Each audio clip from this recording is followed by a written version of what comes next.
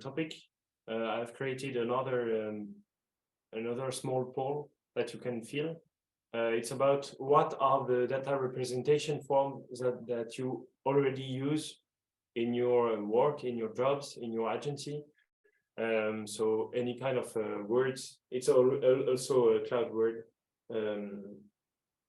words cloud. Sorry. It's so yes, any kind of.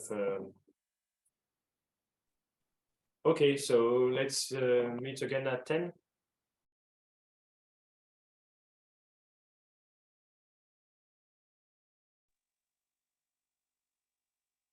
Okay. Thank you for all your answers. So we really have quite a lot of tools or data representation. So a lot of people are using Microsoft tools, Power BI and Excel. And then you have some other tools like Matplotlib or Seaborn or and then you have like charts, bar, pie, GIS, what is it, diagram, spatial. So yeah, quite interesting. So I hope I will be able to give you some interesting elements in the next part. Yeah, so thank you for participating in this small poll.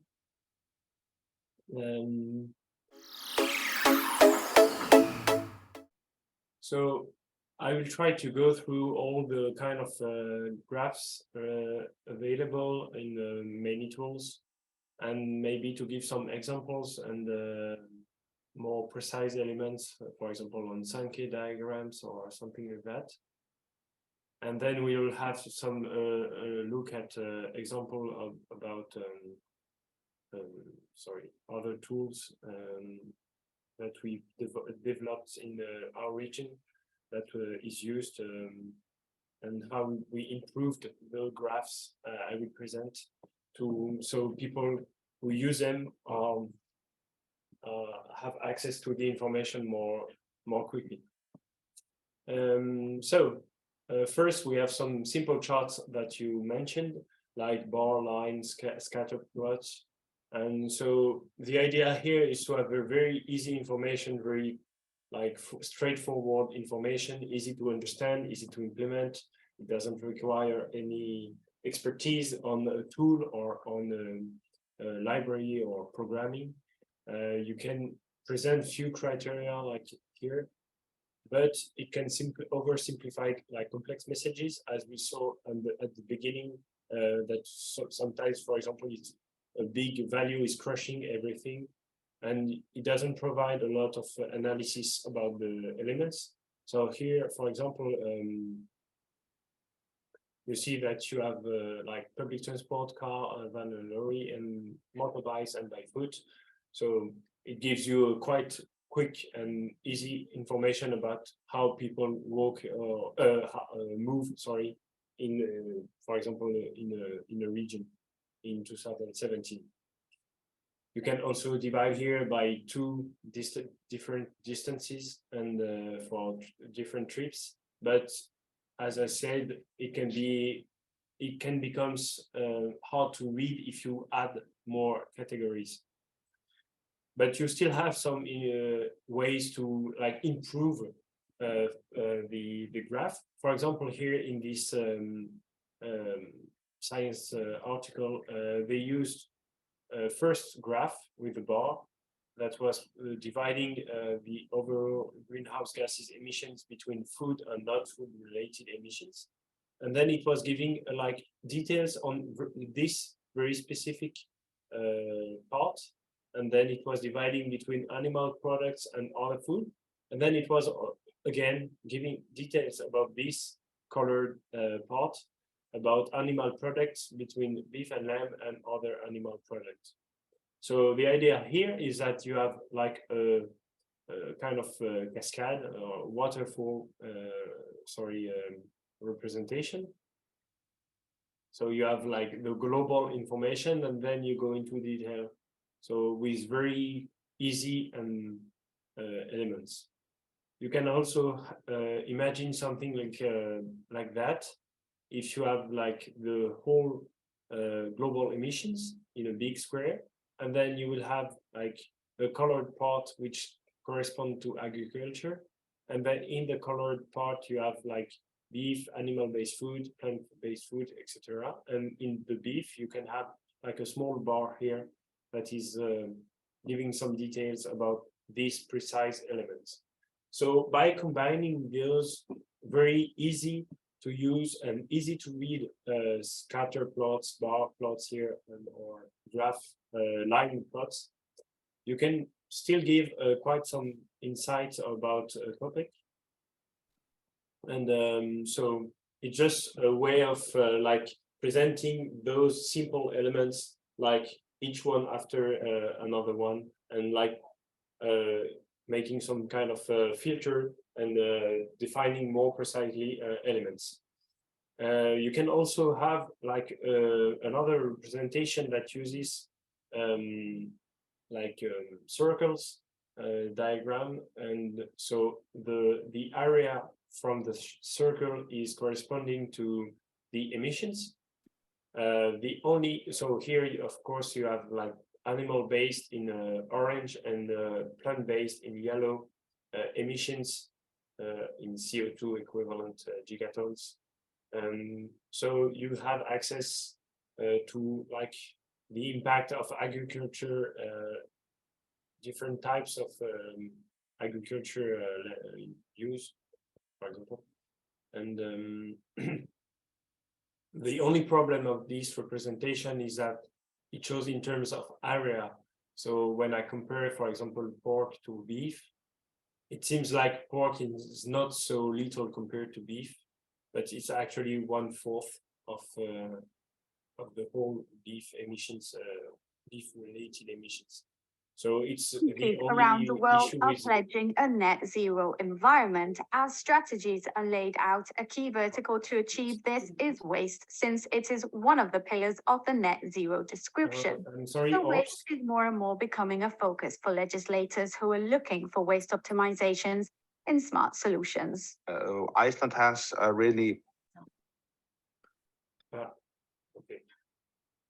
Do you have a questions or? Okay. Sorry for this interruption. So another representation which uses quite easy scatter line plot is this kind of representation when you have the historical trajectory, and then you will only show like the time elements. So here we presented like each year, even if there are some spaces between the years, because we are just interested in the like global trend. And you can also add some information on the right of the graph. For example, here we added the evolution compared to a reference year that is used in planning. For example, for all air pollutants except for SO2, we are comparing the emissions in 2021 compared to 2015. And if for SO2, we are comparing to 25. So it just to give like information, like a summed up information, as well as like a global trend for these air pollutants. Yeah, so that's the first kind of graph. You have a quite easy graph, quite straightforward, and you can still add some information to make it like more complex, but you have to be careful not to have like wrong messages, as we saw in the first few slides when I showed you like the graph where everything was crushed by the scale. So it's important to have something that is readable like that, for example, or like that. That's quite straightforward. And next representation that you can think of and that you mentioned in the poll is pie, area, and 3D charts. So the idea here is to represent something that has interrelated data and to present this in a quite simple manner, because it must be like easy to read. And you can also use 3D charts, but it's when you have like a third criteria to differentiate some data. And most of the tools that you mentioned, Power BI and Excel, of course, are able to do those kind of pie and area charts. But it can be not easy to extract the meaning of the charts, and as we will see later. So, for example, if we take like a distribution of energy consumption between in the industry between different processes, between different energy vectors, commodities. For example, here we have the distribution between natural gas, electricity, oil, thermal sources, coal, and heat from district heating networks, for example. And you can see, so the share is changing throughout the years. You see that like natural gas and maybe oil are slowly decreasing, whereas maybe this commercialized heat has increased since 2005. So it's quite easy to understand, so it's quite straightforward, so good to use. And you can also represent this kind of information throughout pie charts, but it only gives access to one specific year, and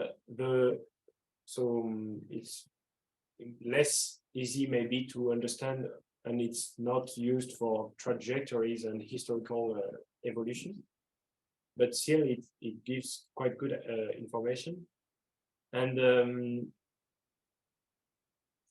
so the only issue with those charts is it has been highlighted in a quite famous article written by Stephen Few called Save the Pies for Dessert. So the main issue with this is that it can be misleading if you try to compare two charts between each other. For example, here, if I hadn't written the digits, it could be hard to know which one is big compared to the other. And if you know that, like, for example, gray here is bigger than here, you don't really know if it's bigger like by 1, 2, 3, 5, 10%. So it can be hard to understand, as we are working with angles instead of just like area or length. As we're working with angles, it can be sometimes hard to to compare the elements. If I had rotated this orange part like here, maybe and without the number, it would have not been very clear that it was the same area here. So just a quick warning, you can have more details in the articles I put here if you want. It's just about these pies. It can sometimes be misleading if you want to use the ability of people to understand the angle representation. Another pie or area chart that you can think of is this. So you have two axes, y-axis, x-axis, and then you will have some circles which area depend on here, for example, the revenue. And so you have three information on the same graph, like the customer relationship numbers and the revenue dependency and the absolute revenue value. So it can also give some quite complex information in a simple graph. So that is like the second main elements. It's elements based on area and a little bit angles for pies. That gives more detailed and more complex representation. And then we arrive to like combined or interactive charts. So you have maybe multiple data sets, you are trying to represent the relationship between the various data sets. So you have like many information to pass to your audience. And it can be sometimes very easy to understand, but it requires still a good understanding of the data that are presented, and it's not very easy to make. It depends on the tool that you are using. And for example, if we look here at the Europe projected renewable share shortfall, sorry, for the members, you see here that you have many information. So you have the like the on-site generation certificate purchases, off-site solar, off-site wind. So the distribution of the contracted projects, and then you have the shortfall of renewable electricity throughout the years that is projected, compared, sorry, to the demand here and to the renewable electricity demand. So you have many information on the same graph, but if you think about it, what is interesting here is the fact that there are two trends. There is like the electricity demand and renewable electricity demand trend, which is like increasing, and another trend is the trend of the purchases and the certificate purchases here that should be stepping down 10% each year. So when you look at the graph, it can look quite complex at first, but actually it's just like these two trends that the Bloomberg report wanted to highlight. You can also have like on other combined charts that are quite complex like this. For example, here you have like a square, and in this square you have a distribution between urban, rural, and other kind of settlements. Here, for example, you have the population of Europe between urban and rural, and the urban land cover overall between urban, rural, and other land cover. So you see that population is concentrated in a very, very tiny part of the overall surface. And you can also see here with cities over 500,000 people. So to see whether people are gathering in big cities or in rather small cities. So in Europe, we have a lot of of big city, but whereas in India or in China, maybe they have like less big cities, but they are much bigger cities. So they gather the population in bigger cities than we do in Europe. And you can also see that the land is covered by mostly rural areas, and population is a little bit less in the city than in Europe. So it's another kind of representation that you can think of that gives access of combined data between population, urban land cover, and the distribution of city size in the country. Okay. Next representation. Next representation will be data tables and data points.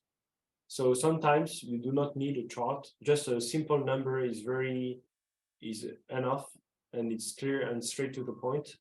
It's easy to implement because you just need to put a number, but it can be sometimes boring, and it's of course difficult to communicate a complex message. For example, here you have two numbers.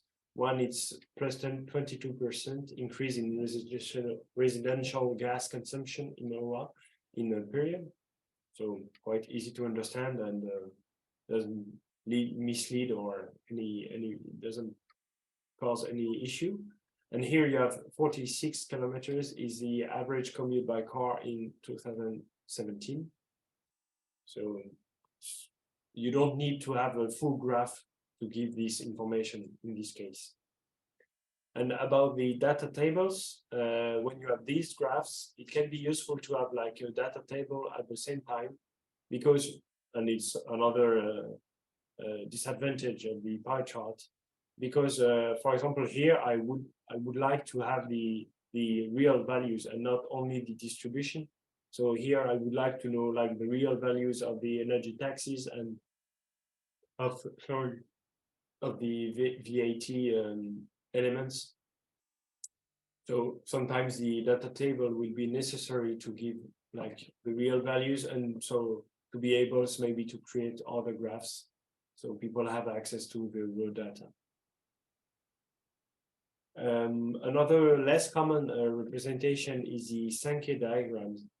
So the idea is to present the flow of data from sources to maybe consumers, and it's very useful to present how a whole system works. So you will have a lot of information, and it's quite easy, like attractive to the eye, as we say. And the drawbacks of these kind of representations is that they can be complex to create and quite time-consuming. And also, it could lack precision, because sometimes you don't have all the data from all the flows, so you have to make some hypotheses to fill in the blanks. So I'm going to present you one Sankey diagram that we created in the region, and that is available for every territory in the whole Auvergne-Rhône region. So here you have on the left the imported sources of energy and the locally produced within the region energy. And on the middle you will have the various transformation processes. On the right you will have the consumption, residential services, industrial, transport, and agriculture. So what is interesting with these representation is the fact that, for example, if I want to understand like biomass, I can click on the biomass and you will have like the flows, and I can see that biomass is either used directly by final sectors, but it also can be transformed in electricity, and then the electricity, of course, is used by every sector. If I want to look at solar PV, oh, it doesn't work, sorry. Oh, yes, it works. Okay, it works. I can see that I'm too quick for the system. I can see that solar PV is just used, of course, for electricity, because it's not thermal solar. And so, yeah, just to give some quick overlook of what Sankey diagram is. And here I can also give access to the distribution between imported energy and locally produced. So I can see, of course, that in Auvergne we have nuclear power plant, and of course a great part of our energy consumption relies on the Iranian imports, and also on the oil related products. There is another example that we created in our region. Marlene sent you another one at another scale, but we have the biogas diagram. So here you have on the left like the sources of bio materials, like food related wastes, I don't know how to say that, the outputs of animals, and the outputs, the waste of households, and the anyways, another source.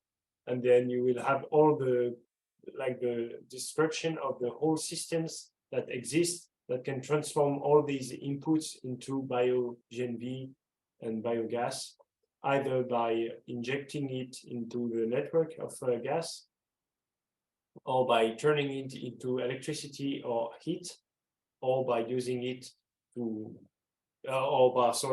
by losing it throughout the process. So these kind of representation are quite useful to have like not only the values of the flows.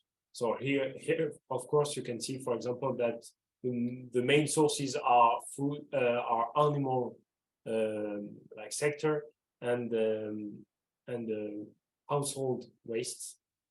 So it's interesting to have the digits, but also to have like a description of how these inputs are processed and transformed to produce the final elements. So this is a Sankey diagram. I just gave you another example. I just give you another example here with, for example, income statement of April, where you have the revenues on the left, and how this revenue is distributed on the right. So of course you have the cost of revenue and etc. So it gives a quick overview of how, for example, here a whole company have earns money and uses it. So it's quite easy to understand, and you still have access to like the precise values of these revenues from the, for example, the distribution between services and products, or the distribution between net profit and the products production, or etc. So this was the Sankey, and I will give some details later when I talk about our experience in our region about how to make this graph, but just so you have a quick overview. And another very useful representation that we use a lot in our region is static data mapping. So like mapping information. So you need geographical related information.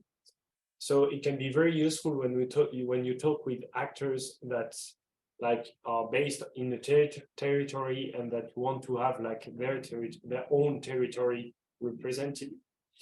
It's easy to compare with other locations and quite easy to understand, but it could require a lot of efforts to develop and to produce the data and the tools, because it's not included in, for example, Power BI, I think, or in Excel. So in our region, in our region, we developed a tool called Territory. We'll talk about it later, but that provide, for example, actors of this group of cities information about the distribution of their consumption by sectors and energy vector, energy commodity, and also for each city you have like the total value. So it's quite easy to understand when you are a non-expert person or actor. You can also have like a global representation for all the cities throughout all the group of cities throughout the region, and of course it's a very like easy to understand because you see the territory, you see the map. Another example of data mapping is here the percentage of rail network that has been electrified in each country. So you choose a scale of colors, and then you normally it's better maybe to choose like a regular scale of colors, because it could be misleading, but it depends on the data that you are representing. Sometimes it's relevant to have like a non-regular scale of colors. But here you can see, for example, that some countries put a lot of efforts in electrifying their rails, and some others didn't, like for example in Great Britain or the Alpes countries. And yeah, so this is like data. We will come back later to this kind of representation as well as the Sankey, but just so we continue this summary. Next representation, sorry, is time series. How to represent time series. So we already saw like trajectories and other graphs that were helping to represent time series, but it can be also useful to have something which is more dynamic, because you will see like the evolution throughout the years. It can be difficult to implement because tools are not very commonly used for that. So I just took two examples here where you have like the distribution of the countries with the largest cumulative CO2 emissions since like the beginning of the very early beginning of industrial revolution. And so you just have like the countries and then the value, and the values are evolving as well as as long as the years are increasing. And yeah, so it's quite easy to understand. You just see like the countries and the evolution of the like the distribution of the countries, and for each country at how fastly it's evolving. So it's hard to create, but it can be very nice to see, and it can be very good to vehiculate a message.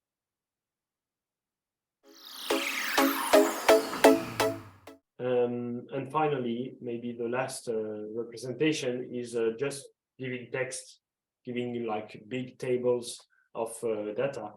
And it's the thing that it seems like less sexy maybe than what we just saw before, but it gives a lot of information. So you have access to very like a wide information that can be diverse, and it's very easy to understand because you have often like columns and rows. So you just need to read the rows headers and the column and the row and the columns headers and the rows index, and then you are able to understand what is and what is displayed. It depends if it takes time to develop or not, because sometimes you just copy your Excel file into Word or report, and so it's quite easy to create. But the problem is that giving access to so much information makes it sometimes hard to be sure that the information you're giving are well understood. So you can have like textual representation in tables, in newsletters, in leaflets, or any kind of elements that so the people are going to read it quickly and are going to be able to have access quickly to the information that they are looking for. For example, I took another extract from our theory website. So here you have like themes. You have two themes, sorry, territory and environment, energy.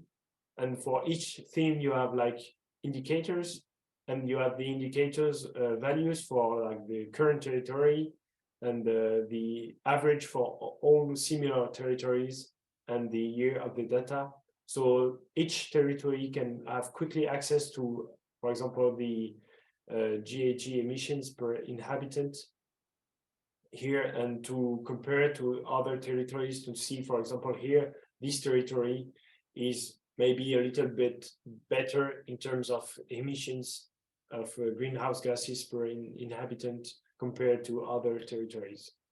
So it's easy to use, but it's not easy to understand fully, because, for example, here, if I talk about the rate of renewable production compared to energy consumption, you only have a percentage. It doesn't show the dynamic. It doesn't show the kind of tools that were used to reach this percentage. It doesn't show if it's because energy consumption is low because it's based in other neighborhoods. So it can be sometimes a little bit misleading. So you just have to be careful with this. Another example is this kind of representation where you have like timeline, and then for each year you will have a kind of elements that are going to occur in the timeline. So it's easy to understand. If you want to know at what point we are, you just have to look at your timeline, or if you are looking for something, I'm looking for example for innovation fund, just okay, it's beginning of 2019, sorry. So good representation, can be easy to create, but if you want to have something very clear like this, it can be some time consuming.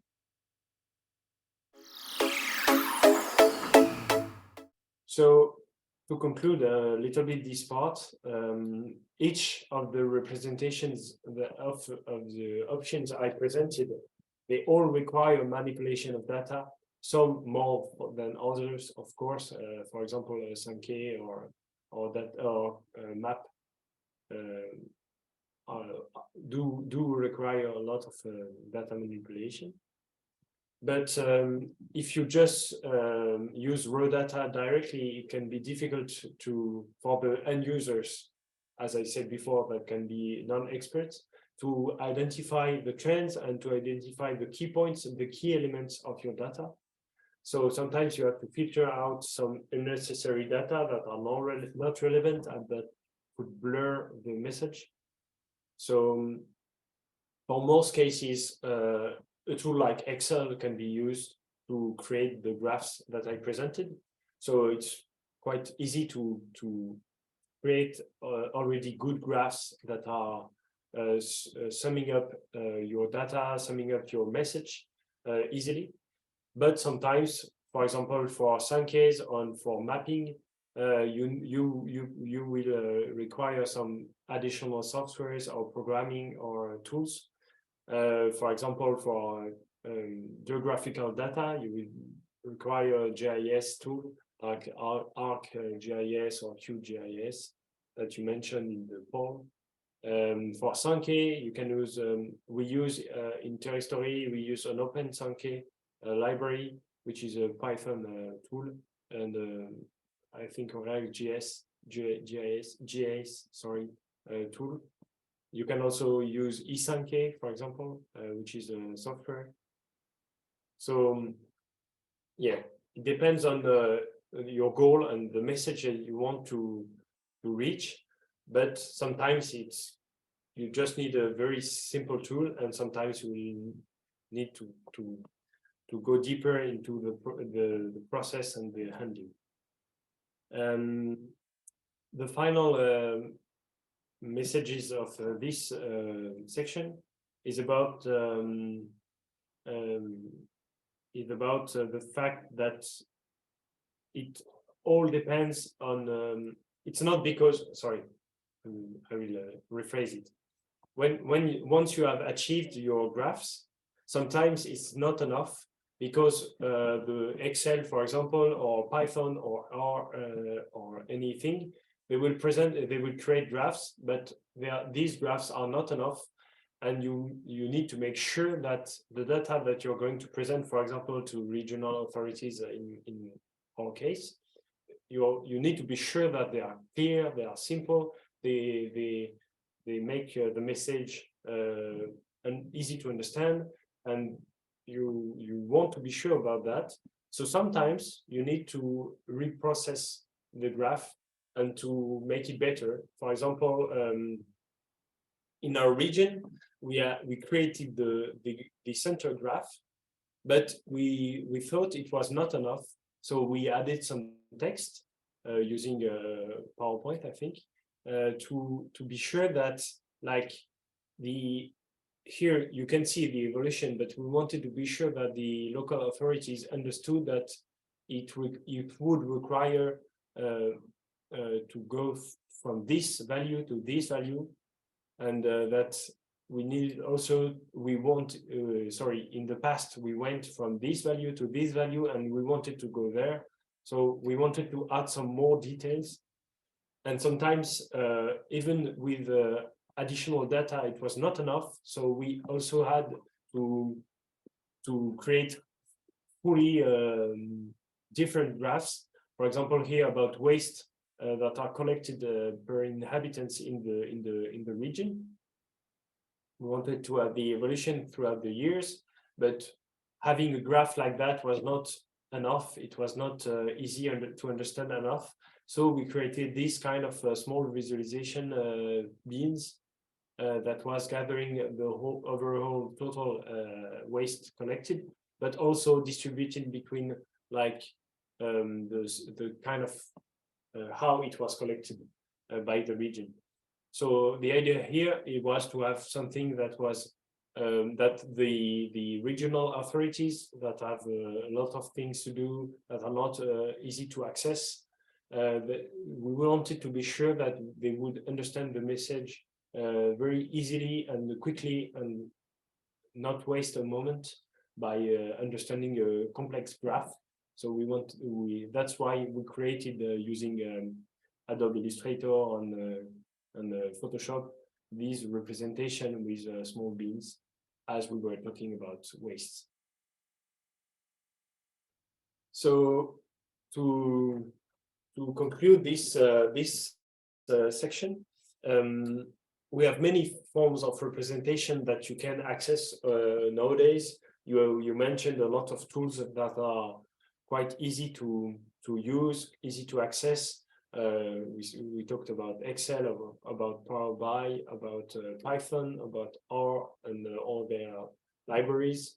We talked about GIS, and I mentioned quickly, but we'll come back later about Sankey. So you have a lot of possibilities.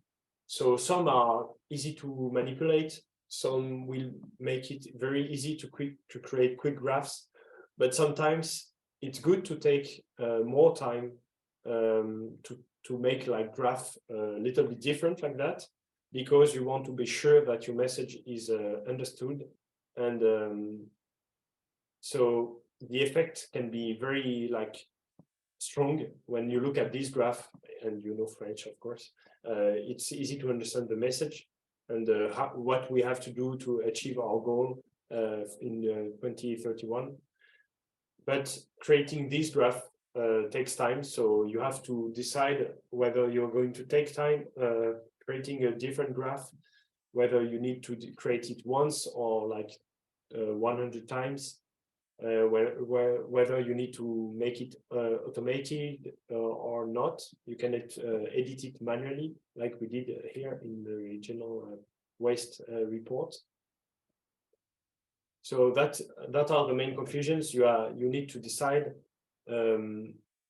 based on those factors, the fact that the message you want to communicate is easy or not, the representation you have access to are complex or not, and whether you are willing to take a lot of time and effort into creating the message or not. So these are like maybe the three criteria that will help you select one or another representation. I don't know if there are any questions from the audience.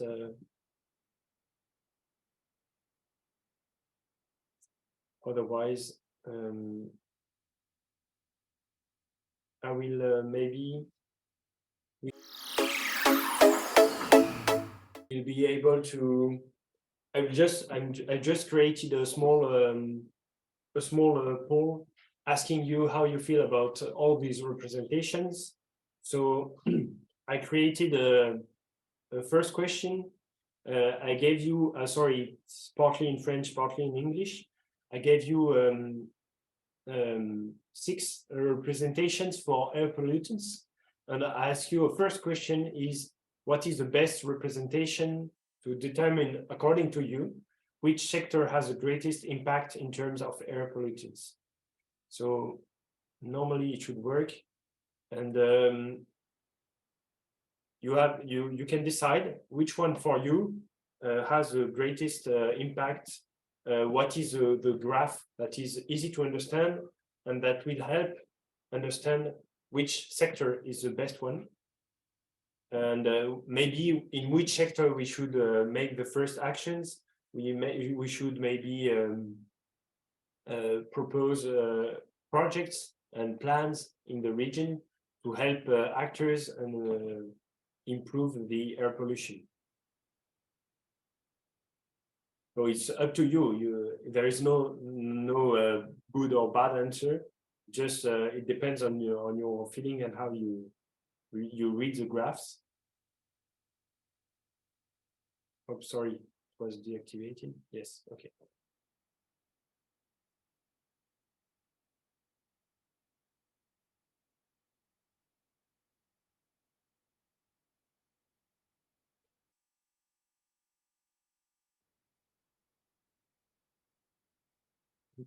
And maybe show to you.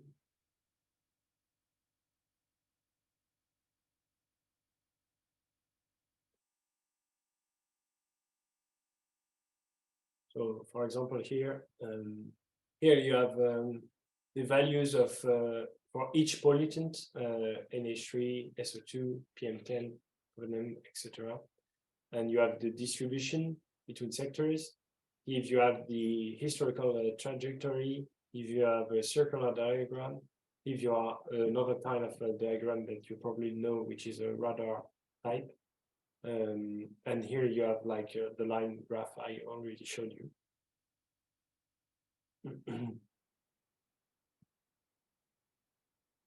Okay.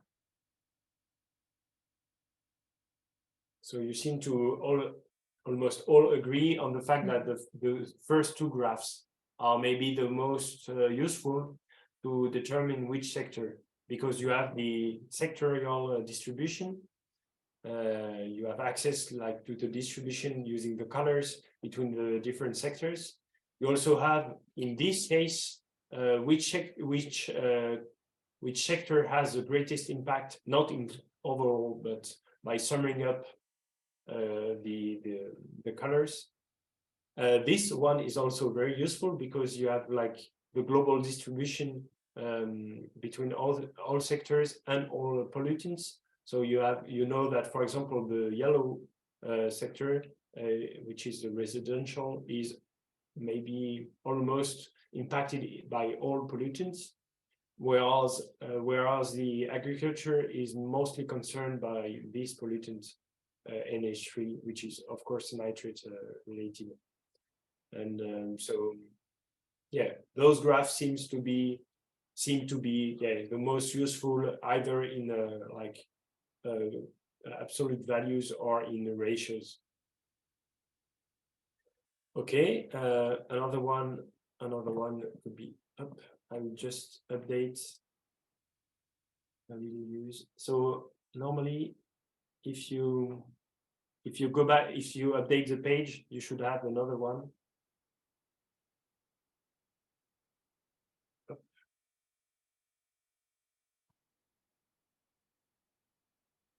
You should have another one. So this time is which is the best representation to determine which pollutant had the highest emission level. So you can also select which one, according to you, which one is the best representation. And once again, there is not one best answer. You can, I think you can discuss and select which one according to you. So it's if we try to imagine if we were in a position where we wanted also to create a plan to maybe to select like the most effective action that we could propose to our citizens to have to like reduce the air pollution, for example, in cities and so on.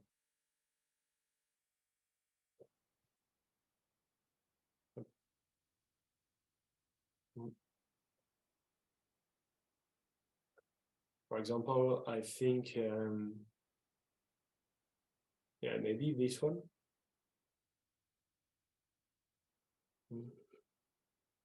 Okay, I see there's already answers.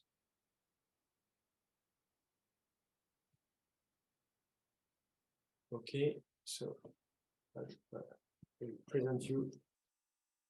So yeah, you proposed maybe a part of the four first ones. So these ones, of course, give access to absolute values. My answer. They give access to absolute values, so it's a good one. This one are good, but they do not give access to absolute values. So of course they will be less useful to identify which one has the highest emissions because it makes everything equal. But the following two, they show like with an area here and a big angle here.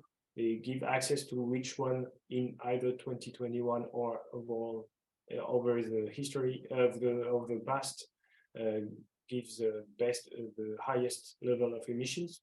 You could also think to this one because you have the curves, so it gives a good idea about which one are the most polluting elements. And finally, so the last question, and we'll activate the final up. And last question is, what is the best representation according to you to determine historical evolution for air pollutants? So once again, you have the same graph.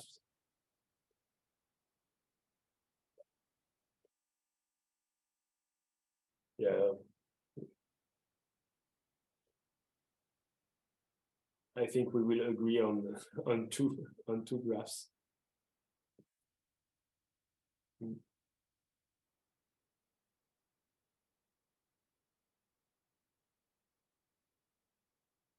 Sorry.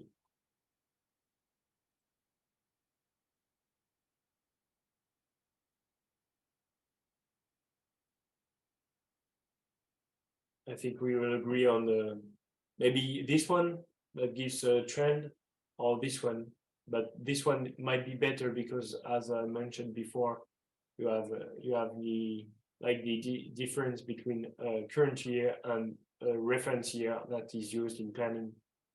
So yes, personally, I will choose this one, and it seems like you are mostly agreeing with me that the two graphs that give information about historical evolution are of course this one and this one, because the other ones doesn't give historical information. But this one seems to be a little bit better because you have like precise dots and the summary at the end. Okay, thank you for playing my little game.